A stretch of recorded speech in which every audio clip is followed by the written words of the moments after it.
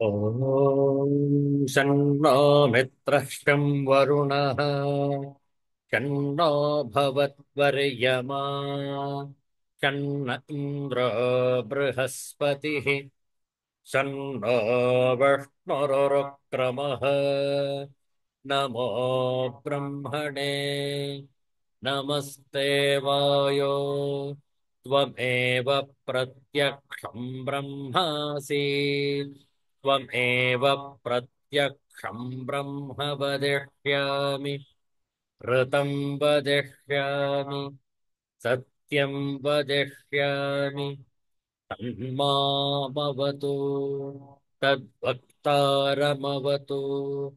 अवतु माम् अवतु वक्तारम् ॐ शान्तिः शान्तिः शान्तिः हरिः ॐ श्रीगुरुभ्यो नमः हरिः ॐ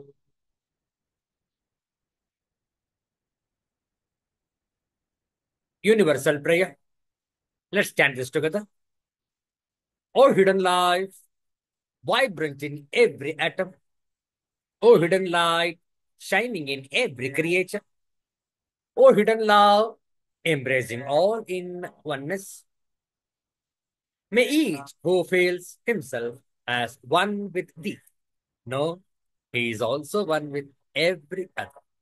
Om Shanti, Shanti, Shanti.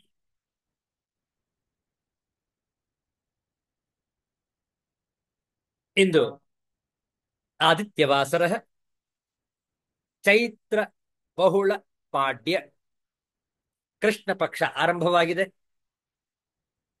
Shri Vishwavasu ಸಂವತ್ಸರವು ಆರಂಭವಾಗಿ 15 ದಿವಸಗಳು ಕಳೆದಿವೆ.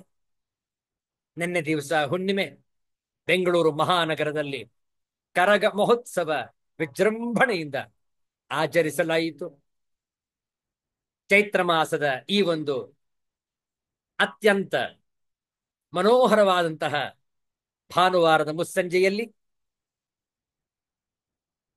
ಶ್ರೀರಾಮ ಸ್ತೋತ್ರಾಣಿ, ರಾಮನನ್ನು ಕುರಿತ ಹಲವು ಶ್ಲೋಕಗಳ ಪಾರಾಯಣ. ತಾವು ಕೂಡ ನಮ್ಮೊಡನೆ ಪಾರಾಯಣವನ್ನು ಮಾಡಬಹುದು. ಶ್ಲೋಕಗಳನ್ನು ಪರದೆ ಮೇಲೆ ಹಂಚಿಕೊಂಡಿದ್ದೇವೆ. ಒಟ್ಟಿಗೆ ಪಾರಾಯಣವನ್ನು ಮಾಡೋಣ. ಓಂ ರಾಮಾಯ ರಾಮಭದ್ರಾಯ ರಾಮಚಂದ್ರಾಯ ವೇಧಸೆ ರಘುನಾಥಾಯ ನಾಥಾಯ ಸೀತಾಯಾಃ ಪತಯೇ ನಮಃ. ವೈದೇಹಿ ಸಹಿತಂ ಸರದ್ರುಮತಲೆ ಹೈಮೇ ಮಹಾಮಂಟಪೆ ಮಧ್ಯೆ ಪುಷ್ಪಕಮಾಸನೆ ಮಣಿಮಯಿ ವೀರಾಸನೆ ಸಂಸ್ಥಿತಂ. ಅಗ್ರೆ ವಾಚಯತೆ ಪ್ರಭಂಜನಸುತೆ ತತ್ವಂ ಮುನಿಭ್ಯಃ ಪರಂ ವ್ಯಾಖ್ಯಾಂತಂ ಭರತಾದಿಭಿಃ ಪರಿವೃತಂ ರಾಮಂ ಭಜೆ ಶ್ಯಾಮಲಂ. ಧರ್ಮಾತ್ಮಾ ಸತ್ಯಸಂಧಶ್ಚ ರಾಮೋ ದಾಶರಥಿರ್ಯದಿ ಪೌರುಷೇ ಚಾಪ್ರತಿದ್ವಂದ್ವಃ ಶರೈನಂ ಜಹಿ ರಾವಣಿಂ. ವಾಮೇ ಭೌಮೆ ಸುತಾ ಪುರಸ್ತು ಹನುಮಾನ್ ಪಶ್ಚಾತ್ ಸುಮಿತ್ರಾ ಸುತಃ ಶತ್ರುಘ್ನೋ ಭರತಶ್ಚ ಪಾರ್ಶ್ವದಳಯೋಃ ವಾಯುವಾದಿಕೋಣೇಷು ಚ ಸುಗ್ರೀವಶ್ಚ ವಿಭೀಷಣಶ್ಚ ಯುವರಾಟ್ ತಾರಾಸುತೋ ಜಾಂಬವಾನ್ ಮಧ್ಯೆ ನೀಲಸರೋಜ ಕೋಮಲರುಚಿಂ ರಾಮಂ ಭಜೆ ಶ್ಯಾಮಲಂ. ರಾಮಂ ರಾಮಾನುಜಂ ಸೀತಾಂ भरतं भरतानुजम् सुग्रीवं वायुसूनं च प्रणमामि पुनः पुनः नमोऽस्तु रामाय सलक्ष्मणाय देव्यै च तस्यै जनकात्मजायै नमोऽस्तु रुद्रेन्द्रयमानिलेभ्यः नमोऽस्तु चन्द्रार्कमरुत्कणेभ्यः आपदामपहर्तारम् दातारं सर्वसम्पदा लोकाभिरामं श्रीरामं भूयो भूयो नमाम्यहम् अर्जनं भवबीजानाम् अर्जनं सुखसम्पदा तर्जनं यमदूतानां राम रामेति गर्जनम् सुप्रसन्नः शान्तमनाः सत्यसन्धो जितेन्द्रियः धर्मज्ञो नयसारज्ञः राजा दाशरथिर्जयी धर्मात्मानं सत्यसन्धं न्यायवादिनमव्ययम् सर्वसम्पत्प्रदं धीरं श्रीरामं प्रणमाम्यहम् श्रीरामं ಪ್ರಣಮಾಮ್ಯಹಂ.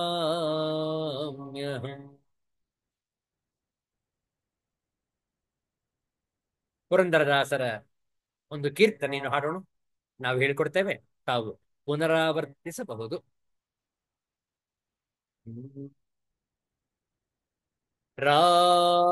ರಾಮನಾಮವ ನುಡಿ ನುಡಿ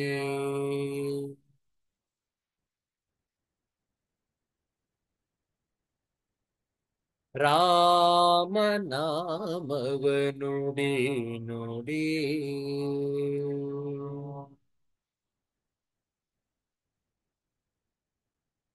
ಕಾಮ ಕ್ರೋಧಗಳ ಬಿಡಿ ಬಿಡಿ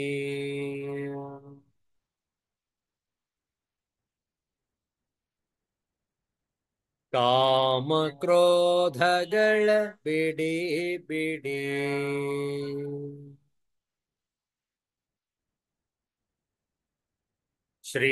ಶ್ರೀರಾಮ ನಾಮವ ನುಡಿ ನುಡಿ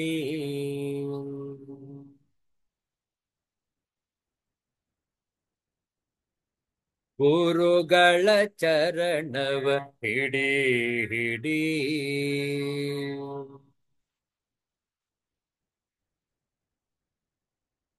ಹರಿ ನಿರ್ಮಾಲ್ಯವ ಮುಡಿ ಮುಡಿ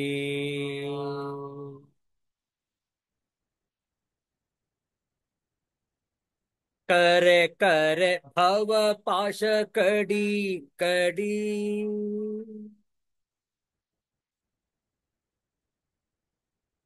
ಬಂದ ದುರಿತವನೆಲ್ಲ ಹೊಡಿ ಹೊಡಿ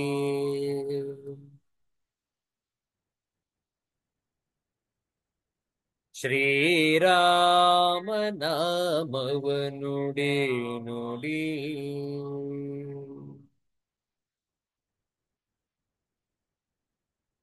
ಸಜ್ಜನ ಸಂಗವ ಮಾಡೋ ಮಾಡೋ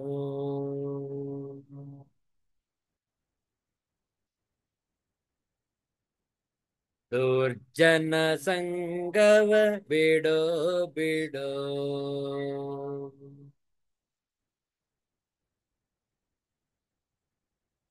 ಅರ್ಜುನನ ಸಾರಥಿಯ ನೋಡೋ ನೋಡೋ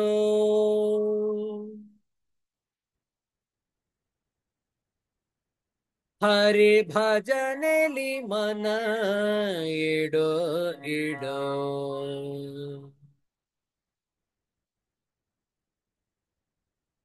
ಶ್ರೀರಾಮ ನಾಮವ ನುಡಿ ನುಡಿ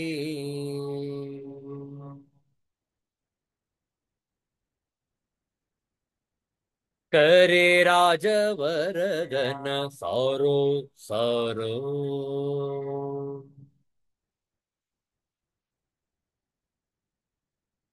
श्रम परिहरि सिंधु होरो होरो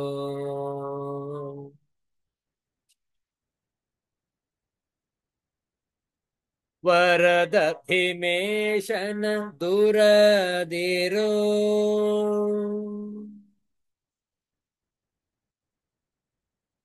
ನಮ್ಮ ಪುರಂದರ ವಿಠಲನ ಸೇರೋ ಸೇರೋ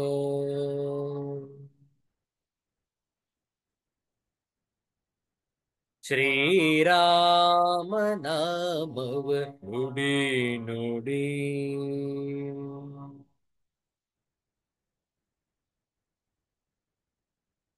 ಕಾಮ ಕ್ರೋಧಗಳ ಬಿಡಿ ಬಿಡಿ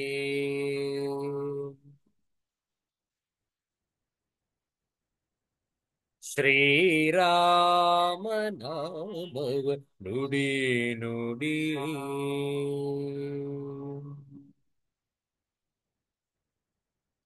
ಶ್ರೀರಾಮ ನಾಮವ ನುಡಿ ನುಡಿ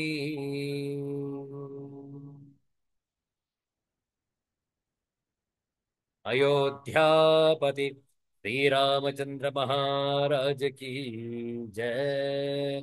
सिद्धांत अवधूत चिंतन श्री गुरुदेव दत्त। जय जय रघुवीर समर्थ श्री सद्गुरुनाथ महाराज की जय। हर हर नमः पार्वती पतये हर हर महादेव शंभो। ಶ್ರೀಮದ್ ಭಗವದ್ಗೀತೆಯ 14ನೇ ಅಧ್ಯಾಯದ ಕೆಲವು ಶ್ಲೋಕಗಳ ಪಾರಾಯಣ, ಮೊದಲ 5 ಶ್ಲೋಕಗಳ ಪಾರಾಯಣ ಒಟ್ಟಿಗೆ. ತಮ್ಮ ಪವಿತ್ರವಾದ ಗ್ರಂಥವನ್ನು ತೆಗೆದಿಟ್ಟುಕೊಳ್ಳಿ. 14ನೇ ಅಧ್ಯಾಯ ಮೊದಲ 5 ಶ್ಲೋಕಗಳ ಪಾರಾಯಣ ಒಟ್ಟಿಗೆ ಪ್ರಾರಂಭಿಸೋಣ. ಓಂ ಶ್ರೀ ಪರಮಾತ್ಮನೇ ನಮಃ. ಅಥ ಚತುರ್ದಶೋऽಧ್ಯಾಯಃ ಗುಣತ್ರಯ ವಿಭಾಗ ಯೋಗಃ. ಶ್ರೀ ಭಗವಾನುವಾಚ ಪರಂ ಭೂಯಃ ಪ್ರವಕ್ಷ್ಯಾಮಿ ಜ್ಞಾನಾನಾಂ ಜ್ಞಾನಮುತ್ತಮಂ ಯಜ್ಞಾತ್ವಾ ಮುನಯಃ ಸರ್ವೇ ಪರಾಂ ಸಿದ್ಧಿಮಿತೋ ಗತಾಃ. ಇದಂ ಜ್ಞಾನಮುಪಾಶ್ರಿತ್ಯ ಮಮ ಸಾಧರ್ಮ್ಯಮಾಗತಾಃ. ಸರ್ಗೇऽಪಿ ನೋಪಜಾಯನ್ತೆ ಪ್ರಲಯೇ ನ ವ್ಯಥನ್ತಿ ಚ. ಮಮ ಯೋನಿರ್ಮಹದ್ ಬ್ರಹ್ಮ ತಸ್ಮಿನ್ ಗರ್ಭಂ ದಧಾಮ್ಯಹಂ. ಸಂಭವಃ ಸರ್ವಭೂತಾನಾಂ ತತೋ ಭವತಿ ಭಾರತ. ಸರ್ವಯೋನಿಷು ಕೌಂತೆಯ ಮೂರ್ತಯಃ ಸಂಭವಂತಿ ಯಾಃ ತಾಸಾಂ ಬ್ರಹ್ಮ ಮಹದ್ಯೋನಿಃ. ಅಹಂ ಬೀಜಪ್ರದಃ ಪಿತಾ.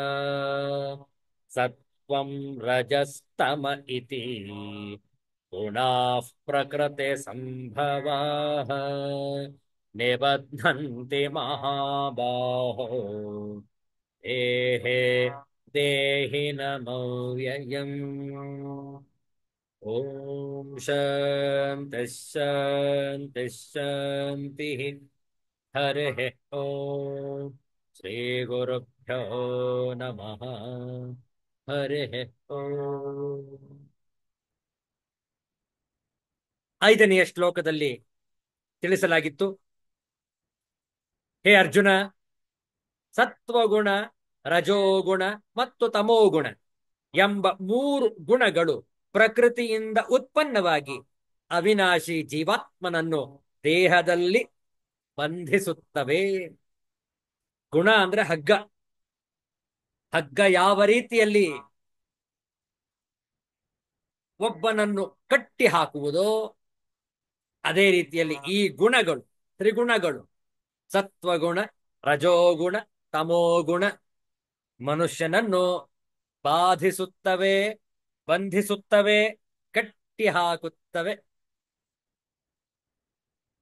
ನಾವು ಅಂದುಕೊಳ್ಳಬಹುದು ಸತ್ವಗುಣ ಅತ್ಯಂತ ಶ್ರೇಷ್ಠ, ಅದರಲ್ಲಿ ಏನು ಬಂಧನ ಎನ್ನುವ ಪ್ರಶ್ನೆ ಮೂಡಬಹುದು. ಸತ್ವಗುಣವೂ ಕೂಡ ಬಂಧನಕಾರಿಯೇ. ಕಾರಣ, ಒಬ್ಬನನ್ನು ಕಬ್ಬಿಣದ ಸರಪಳಿಯಿಂದ ಕಟ್ಟಿರಿ ಅಥವಾ ಅವನನ್ನು ಬೆಳ್ಳಿ ಸರಪಳಿಯಿಂದ ಬಂಧಿಸಿರಿ ಅಥವಾ ಬಂಗಾರದ ಸರಪಳಿಯಿಂದ ಅವನನ್ನು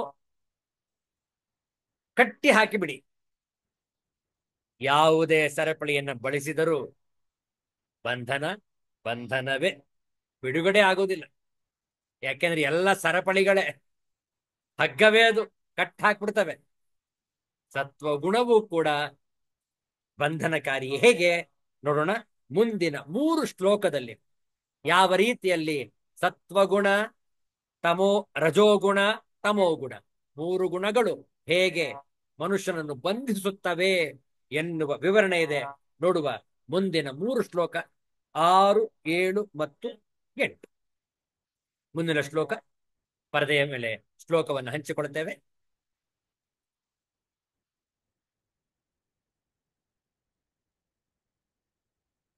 ಆರನೆಯ ಶ್ಲೋಕ ಹೇಳಿಕೊಟ್ಟ ನಂತರ ಪುನರಾವರ್ತನೆ. ಶ್ರೀ ಭಗವಾನುವಾಚ ತತ್ರ ಸತ್ವಂ ನಿರ್ಮಲತ್ವಾತ್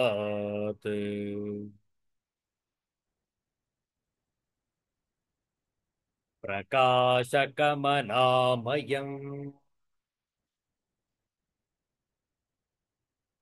ಸುಖ ಸಂಗೇನ ಬಧ್ನಾತಿ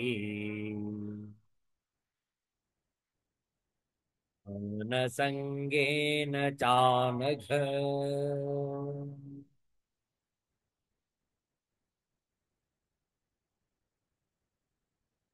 ಆರನೆಯ ಶ್ಲೋಕದ ಪದಚ್ಛೇದ ನೋಡಿಕೊಳ್ಳಿ. ತತ್ರ ಸತ್ವಂ ನಿರ್ಮಲತ್ವಾತ್ ಪ್ರಕಾಶಕಂ ಅನಾಮಯಂ ಸುಖ ಸಂಗೇನ ಬಧ್ನಾತಿ ಜ್ಞಾನ ಸಂಗೇನ ಚ ಹೇ ಅನಘ. ಅನ್ವಯಾರ್ಥ: ಹೇ ಅನಘ, ಹೇ ಪಾಪರಹಿತನೇ ಅರ್ಜುನನೇ, ತತ್ರ ಸತ್ವಂ ನಿರ್ಮಲತ್ವಾತ್, ಆ 3 ಗುಣಗಳಲ್ಲಿ ಸತ್ವಂ ನಿರ್ಮಲತ್ವಾತ್, ಸತ್ವಗುಣವಾದರೂ ನಿರ್ಮಲವಾದ ಕಾರಣ ಪ್ರಕಾಶಕಂ ಪ್ರಕಾಶಗೊಳಿಸುವುದಾಗಿದೆ ಮತ್ತು ಅನಾಮಯಂ ವಿಕಾರರಹಿತವಾಗಿದೆ. ಸುಖ ಸಂಗೇನ ಚ ಜ್ಞಾನ ಸಂಗೇನ ಬಧ್ನಾತಿ. ಹಾಗಾದ್ರೆ ಸತ್ವಗುಣ ಹೇಗೆ ಬಂಧನಕಾರಿ ನೋಡಿ. ಅದು ಸುಖದ ಸಂಬಂಧದಿಂದ ಮತ್ತು ಜ್ಞಾನದ ಸಂಬಂಧದಿಂದ, ಅರ್ಥಾತ್ ಅದರ ಅಭಿಮಾನದಿಂದ ಸತ್ವಗುಣವು ಬಂಧಿಸುತ್ತದೆ. ತಾತ್ಪರ್ಯ ನೋಡಿಕೊಳ್ಳಿ. ಎಲೈ ಪಾಪರಹಿತನೇ, ಆ 3 ಗುಣಗಳಲ್ಲಿ ಸತ್ವಗುಣವು ನಿರ್ಮಲವಾದ ಕಾರಣ ಪ್ರಕಾಶ ಉಂಟು ಮಾಡುವುದು ಹಾಗೂ ವಿಕಾರರಹಿತವಾಗಿದೆ. ಆದರೆ ಅದು ಸುಖದ ಸಂಬಂಧದ ಮತ್ತು ಜ್ಞಾನ ಸಂಬಂಧದ ಅಭಿಮಾನದಿಂದ ಬಂಧಿಸುತ್ತದೆ. ನೋಡಿ, ಹಿಂದಿಯ ಅನುವಾದ ಮತ್ತು ಆಂಗ್ಲ ಭಾಷೆಯ ಅನುವಾದ ಓದೋಣ. ನೋಡಿಕೊಳ್ಳಿ, ಪರದೆ ಮೇಲಿದೆ. हे निष्पाप, सत्वगुण सतोगुण अन्य गुणों की अपेक्षा अधिक शुद्ध होने के कारण प्रकाश प्रदान करने वाला और मनुष्यों को सारे पाप कर्मों से मुक्त करने वाला है. जो लोग इस गुण में स्थित होते हैं वे सुख तथा ज्ञान के भाव से बंध जाते हैं. O sinless one, the mode of goodness, being purer than others, is illuminating and it frees one from all sinful reactions. Those situated in that mode become conditioned by a sense of happiness and knowledge. ನೋಡುವ ಈ ಶ್ಲೋಕದ ಶಾಂಕರ ಭಾಷೆ.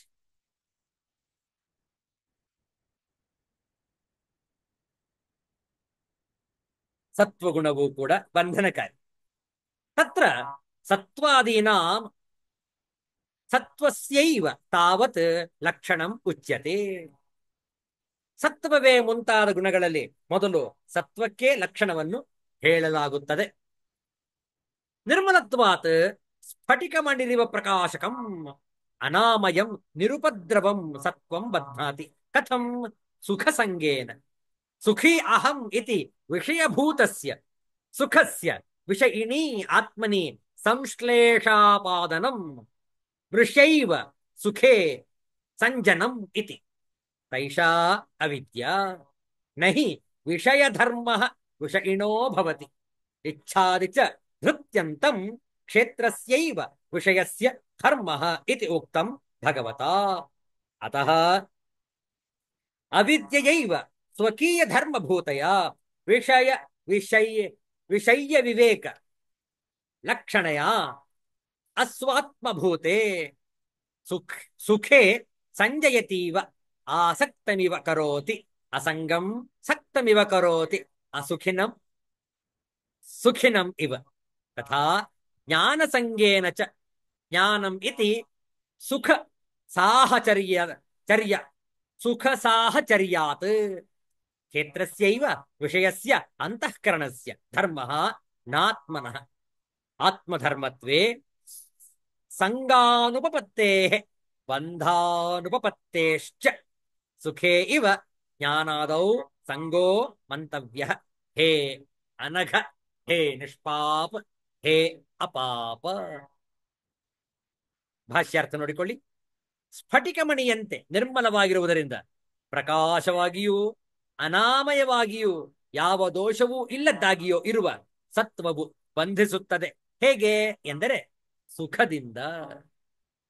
ನಾನು ಸುಖಿಯು ಎಂದು ವಿಷಯವಾಗಿರುವ ಸುಖವನ್ನು ಸುಳ್ಳಾಗಿಯೇ ವಿಷಯೀಯಾದ ಆತ್ಮನಲ್ಲಿ ಅಂಟಿಸುವುದೇ ಸುಖದಲ್ಲಿ ಸಂಗವಿರುವಂತೆ ಮಾಡುವುದು.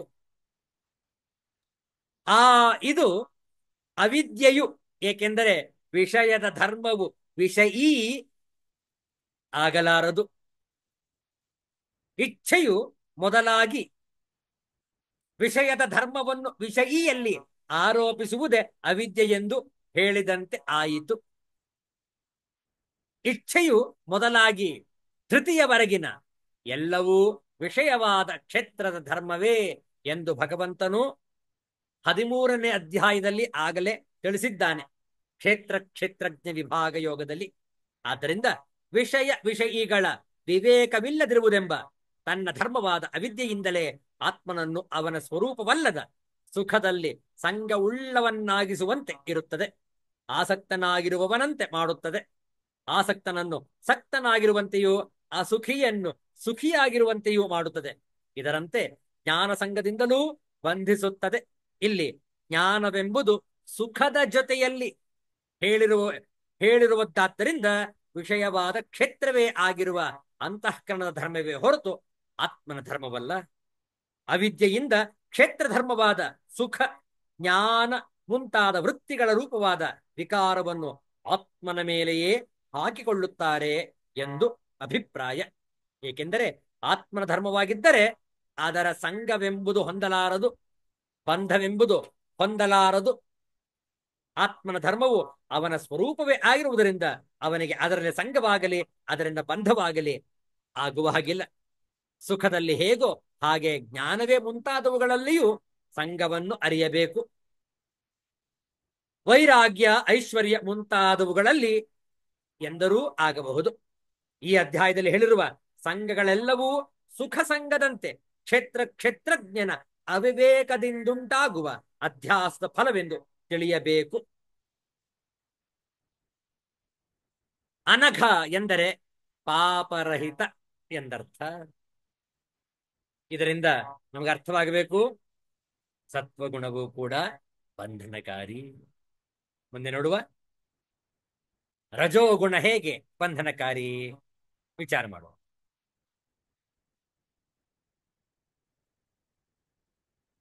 ಪರದೆ ಮೇಲೆ ಮುಂದಿನ ಶ್ಲೋಕವನ್ನು ಹಂಚಿಕೊಂಡಿದ್ದೇವೆ. 7ನೆಯ ಶ್ಲೋಕ ಹೇಳಿಕೊಡ್ತೇವೆ, ಪುನರಾವರ್ತನೆ ಮಾಡಿ. ರಜೋ ರಾಗಾತ್ಮಕಂ ವಿದ್ಧಿ ತೃಷ್ಣಾಸಂಗ ಸಮುದ್ಭವಂ ತನ್ನಿಬಧ್ನಾತಿ ಕೌಂತೆಯ ಕರ್ಮ ಸಂಗೇನ ದೇಹಿನಂ.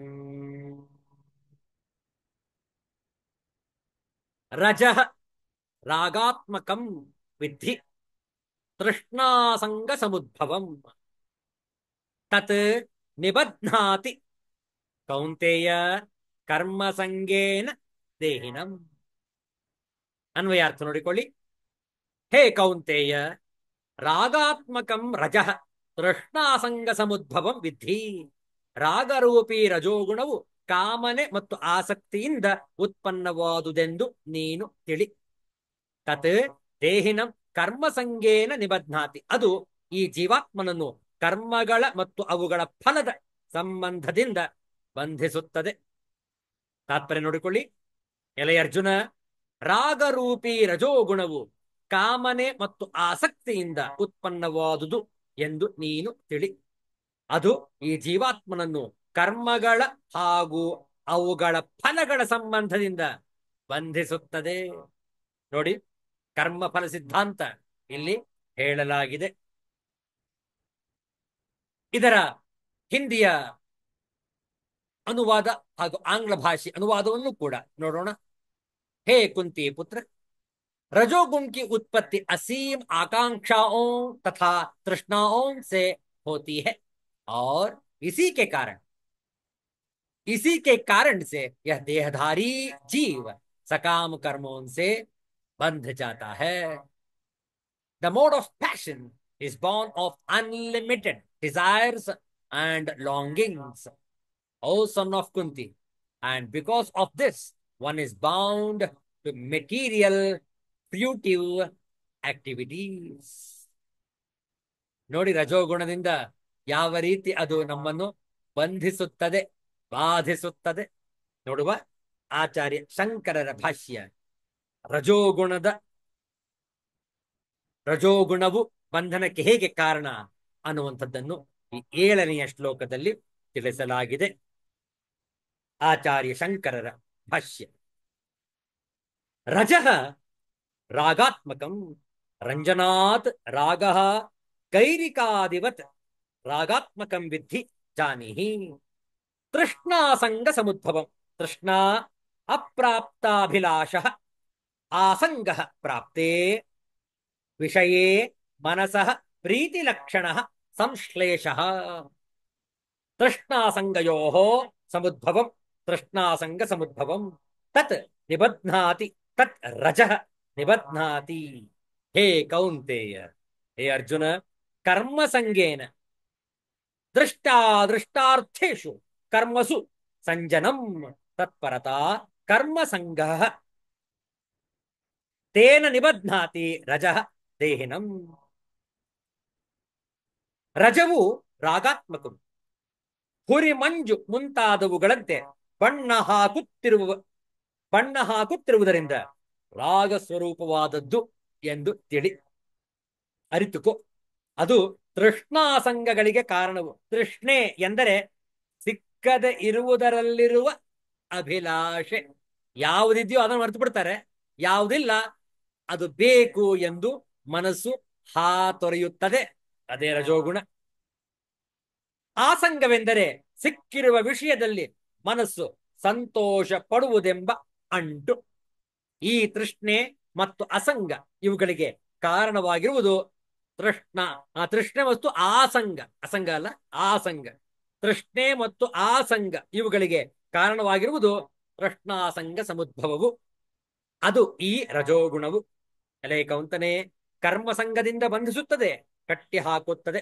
ಇಹಲೋಕದ ಮತ್ತು ಪರಲೋಕದ ಫಲಗಳಿಗಾಗಿ ಮಾಡುವ ಕರ್ಮಗಳಲ್ಲಿ ಆಸಕ್ತನಾಗುವುದು, ಅವುಗಳಲ್ಲಿ ತತ್ಪರನಾಗಿರುವುದು ಕರ್ಮಸಂಗವು. ರಜವು ದೇಹಿಯನ್ನು ಅದರಿಂದ ಬಂಧಿಸುತ್ತದೆ. ನೋಡಿ ಯಾವ ರೀತಿಯಲ್ಲಿ ಸತ್ವಗುಣ ರಜೋಗುಣ ಮನುಷ್ಯನನ್ನು ಬಾಧಿಸುವವು, ಬಂಧಿಸುವವು. ಇನ್ನು ತಮೋಗುಣ ಕೇಳಬೇಕೇನು? ಮೊದಲೇ ತಮೋಗುಣ ಅದು. ಖಂಡಿತವಾಗಲೂ ಅದು ಬಾಧಕವೇ, ಬಂಧನಕಾರಿಯೇ. ನೋಡುವ 8ನೆಯ ಶ್ಲೋಕ ಪರದೆಯ ಮೇಲೆ ಹಂಚಿಕೊಳ್ತೇವೆ, ಹೇಳಿಕೊಡ್ತೇವೆ, ಪುನರಾವರ್ತನೆ ಮಾಡಿ. ತಮಸ್ತ್ವಜ್ಞಾನಜಂ ವಿದ್ಧಿ ಮೋಹನಂ ಸರ್ವದೇಹಿನಾಂ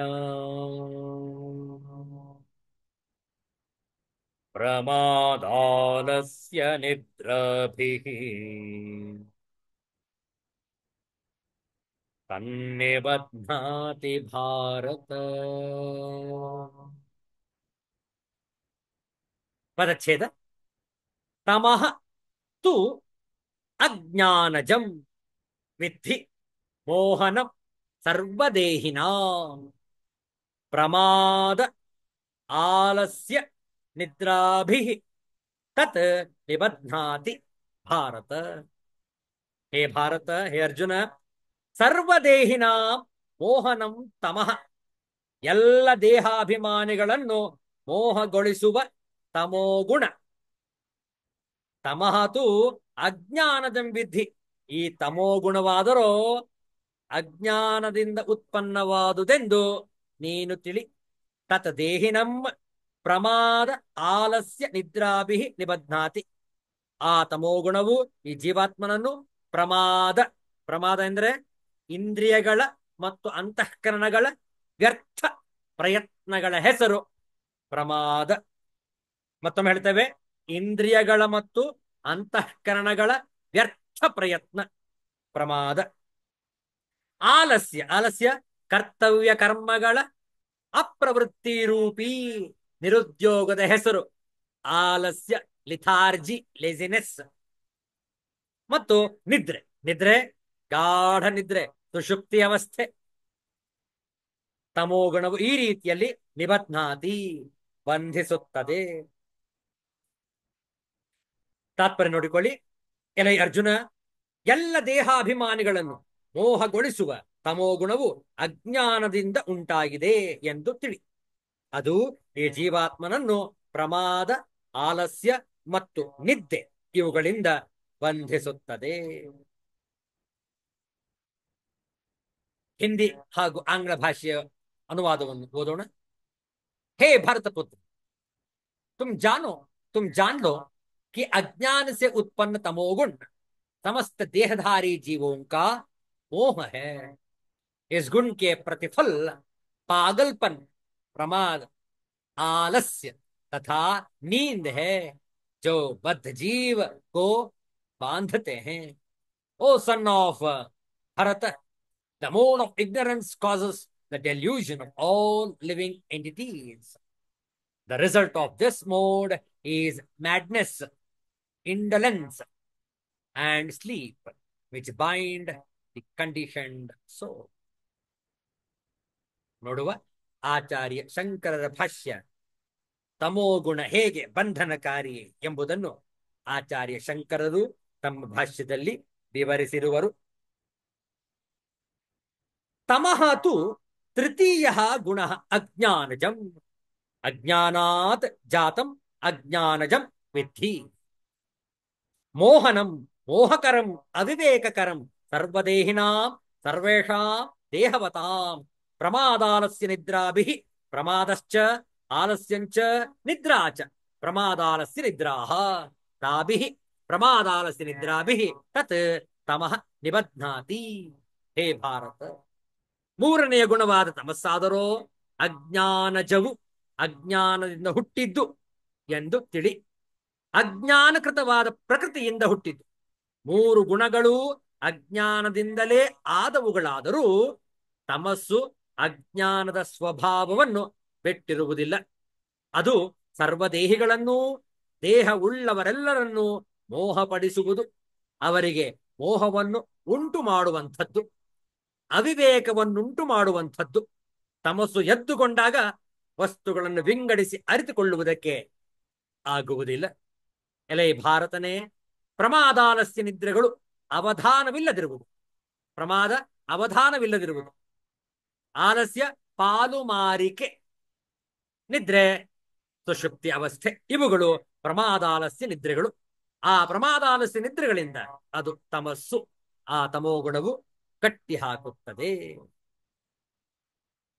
ಈಗ ಈ ಗುಣಗಳ ವ್ಯಾಪಾರ ಹೇಗೆ ಜಗತ್ತಿನಲ್ಲಿ ಅನ್ನುವಂಥದ್ದನ್ನು ವಿವರಿಸಲಾಗುವುದು.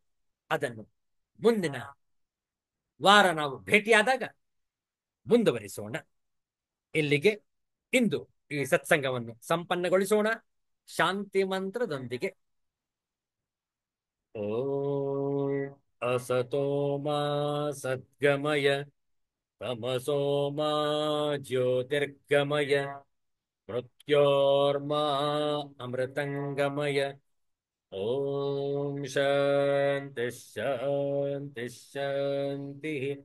ಹರಿ ಓಂ. ಶ್ರೀ ಗುರುಭ್ಯೋ ನಮಃ. ಹರಿ ಓಂ. ಮತ್ತೆ ಭೇಟಿಯಾಗೋಣ. ಎಲ್ಲರಿಗೂ ಒಳಿತಾಗಲಿ, ಎಲ್ಲರಿಗೂ ಶುಭವಾಗಲಿ.